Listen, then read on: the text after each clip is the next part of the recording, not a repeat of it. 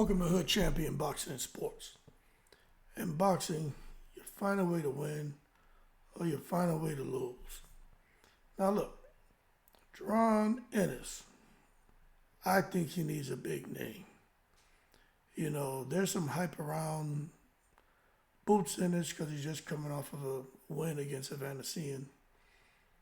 But I don't think there's enough hype to make the Terrence Crawford fight. Not yet. Just my opinion.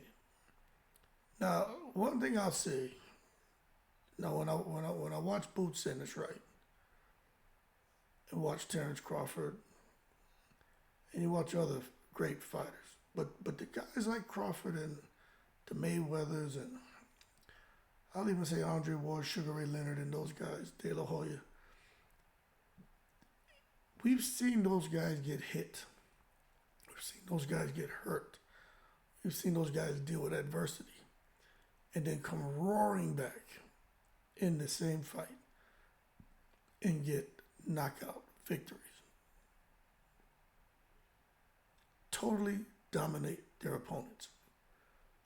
And to me, that's one of those attributes that really, in my opinion, help to kind of separate fighters with the potential to become great fighters and champions and other fighters who are just, good.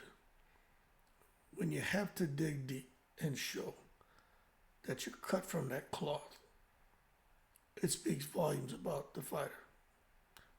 We haven't seen that with Boots, okay? Now, we know that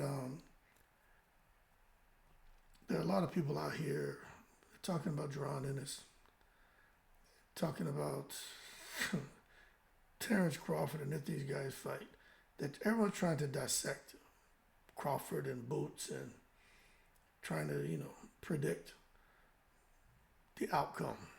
Some are split. Think Crawford wins, think Boots wins. I don't think it's that obvious.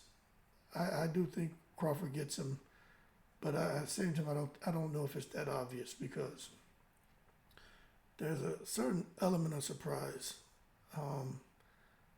that can show up in a fight, depending on.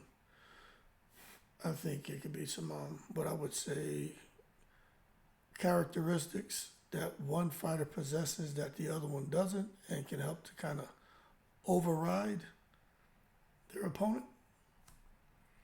Now, when it comes to Boots, we could talk all day about he has a jab. Well, Crawford has a jab. He has a hook. Well, Crawford has a hook. He's got the big right hand. Crawford has a right hand and left hand. But I don't think you really can appreciate it until you see these guys in action with somebody where they're able to get those shots off on a fighter where normally you don't see those things happen to them. But my thing is, you talk about fundamentals, technique. I just think whether you think one fighter is better than the other, I don't think that really matters because I think all of that stuff ends up getting overshadowed when, like I said, those things I just mentioned, those intangibles, show up in the ring. And I think that's what will help to separate Boots from Crawford or Crawford from Boots.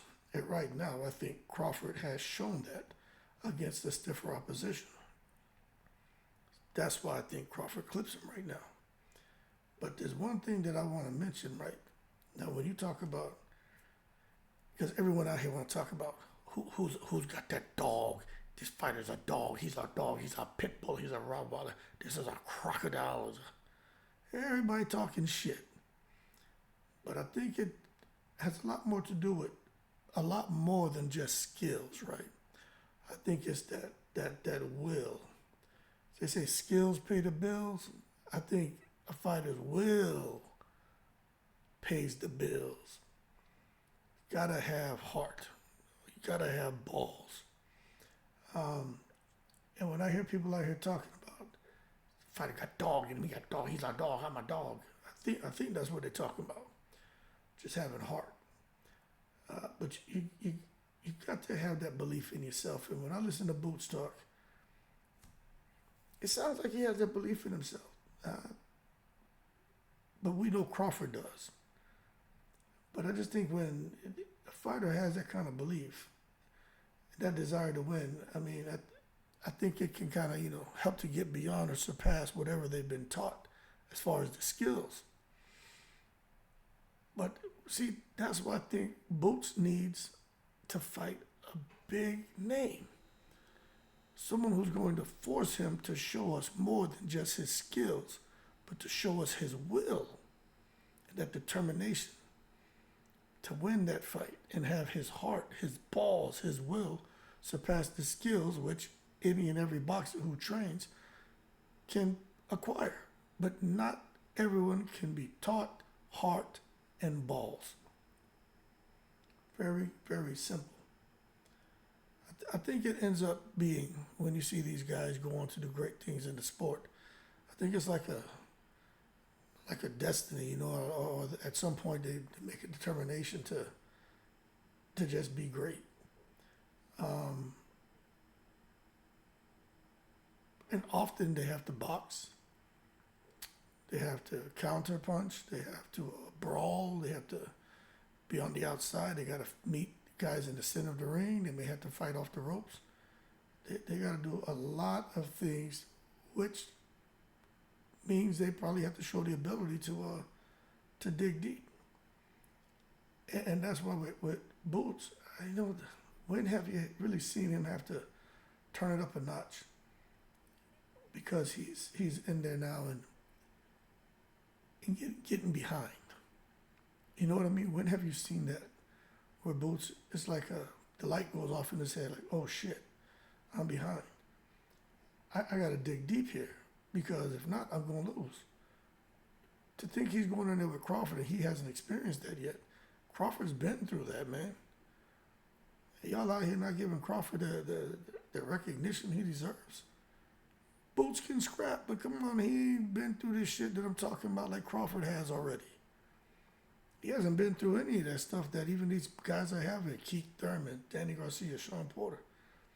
That's why I think Boots should fight one of those guys. I get it there. Thurman, let's just say all three are retired. All right, let's just say that. But those guys are battle tested. Those guys have the will. Skill set wise, maybe it's deteriorated a little bit. But the one thing that surpasses the skills, overshadows the skills, it's called the will. And Thurman has it, Danny Garcia has it, so does Sean Porter. If the guy who has the skill and the youth, right, and momentum going, Boots Ennis, were to fight one of these three and get a victory, I just think that carries a lot of weight. And I think you'll see Boots have to show that attribute that those three have shown time and time again, that he's got the will, he's got the heart, he's got the balls, he's got that dog in him. Okay? And I think with a win over those guys will really help Boots Ennis in his profile and really help to get him, I think, right into a fight with Terrence Crawford. Now that's just my opinion. But I think having to really dig deep, I mean, that's just something I think all real champions have. You know what I'm saying? There's some fighters who I would say lack heart. And they will, they'll accomplish some things in boxing, but I'm not sure how far they'll go. And if they do get all the way to the top of a division, I'm not so sure how long they'll stay there. You know what I'm saying? We've seen it happen with fighters. Get to the top of a division, or at least become champion, and then they don't last long. How about Andy Ruiz? First two names came to my mind was Andy Ruiz and Charles Martin.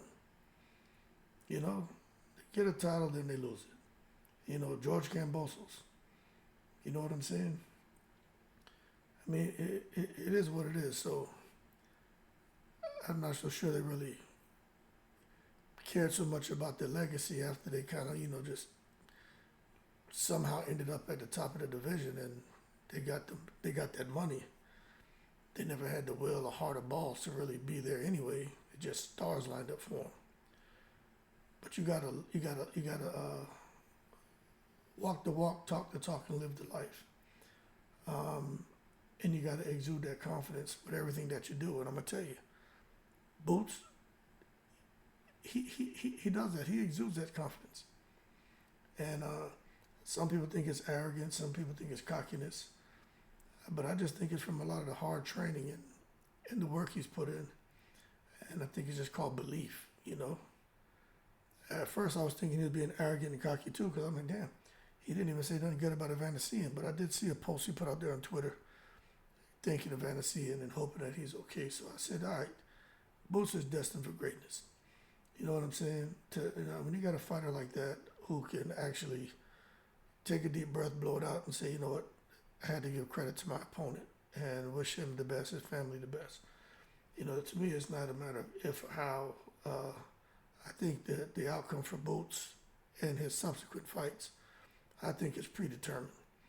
And it's a foregone conclusion. And before the fight has even started, I'm going to go ahead and say this. I think Boots beats his next few opponents, and he gets that opportunity for Crawford. Now, I hope it's going to be one of these three. But we know they want money, and they deserve it. They put the work in. They don't even come up there, man, and get paid, you know, get them, what's that called, a minimum wage? You crazy, man. Them guys deserve big-time money. And I think Eddie Hearn can do it. Because the same way Boots believes in himself, and you can see it in his eyes, Danny Garcia, Sean Porter, and Keith Thurman, even now, you can see it in their eyes. I think Porter more than the other two. But you can see they have it. You know who else had that look? Where like that energy and enthusiasm was Tito Trinidad.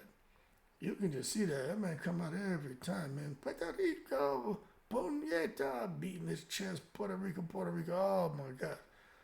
And that man get in the ring, he just exhibited, like, to me, like a confidence that shit was like, you know, outwardly noticeable. Like you just weren't gonna get in there and discourage him.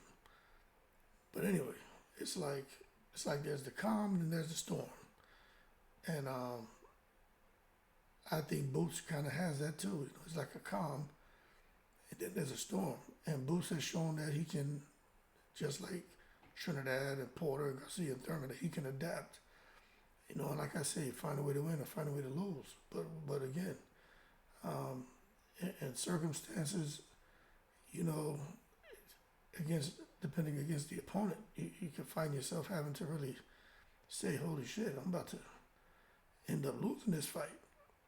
And I just think when you look at Sugar Ray Leonard and Tommy Hearns, that's one of those situations where, in my opinion, Leonard should not have won that fight.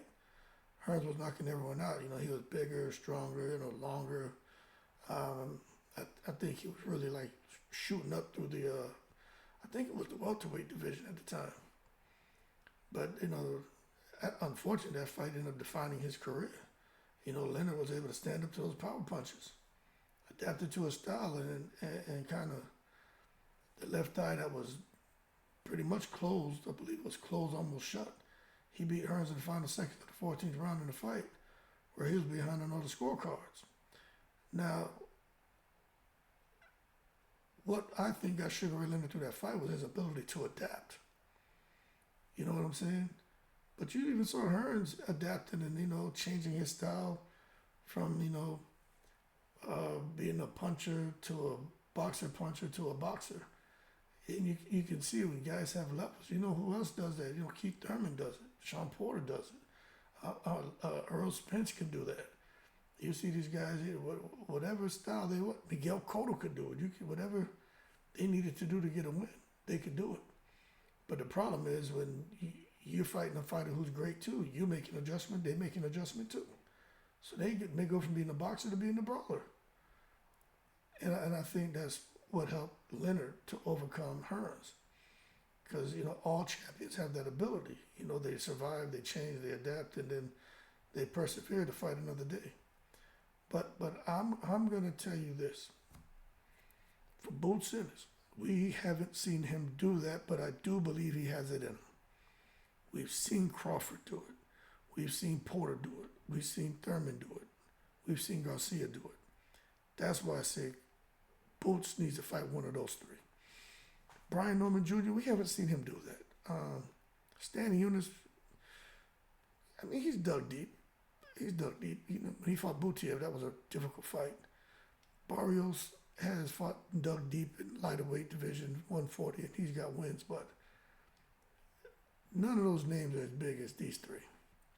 And I think even if he fought Stanley Eunice, Barrios, and Norman Jr., those three fights wouldn't equate to a victory over one Porter or over a Garcia or over a Thurman. One of these guys equates to those other three. That's just my opinion.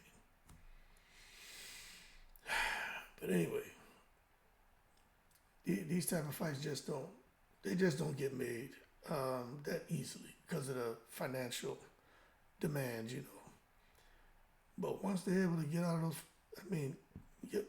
get beyond those financial boundaries, and they're able to say, you know what, we're gonna put ink to paper and get those signatures down, and the fight's on. You see these guys end up putting their hearts on the line, man, and putting everything to the test that's humanly possible. And I think that would really help for Boots Ennis to at least give us a little peek behind the 10 flaps to say, you know what, this man's he's got that same quality, he has those same qualities of those other legends that made them so great. What I would say, like traits or qualities of a champion. But I'm gonna tell you this right now. Jaron Ennis needs a big name, people. Not enough hype to make the Crawford fight, but there is hype, but not enough. If he wants to come out here and he wants us to say, you know what, that he's destined for greatness, he's got to show that through adversity he can show the will, the heart, the balls to push through, make the adjustments, adapt, to come back and get the upper hand and win fights. Porter's done it. Danny Garcia's done it. Thurman's done it. Spence has done it. Crawford's done it. Jaron Boots Ennis has not done it. And he needs to do that. Until then, I think there'll be hype, but not enough hype for anyone to really take him serious as a real threat to Terrence Crawford. But that's just my opinion. So it is what it is, right? Y'all keep cool. Shout out to the veterans, all 7 continents. In the breeze.